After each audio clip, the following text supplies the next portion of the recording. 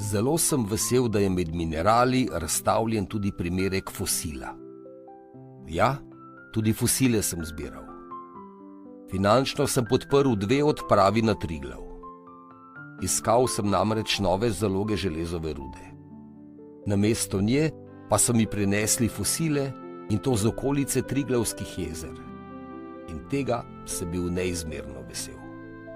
V mojih časih so se namreč pametni ljudje prepirali, kako so nastale Alpe.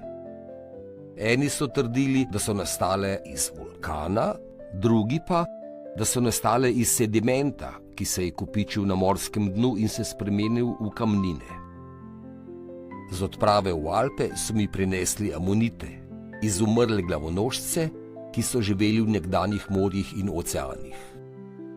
To je bil dokaz, da so imeli prav slednji in da so tudi naši najvišji vrhovi na Kranjskem, ki so del Alp, nastali na dnu morja.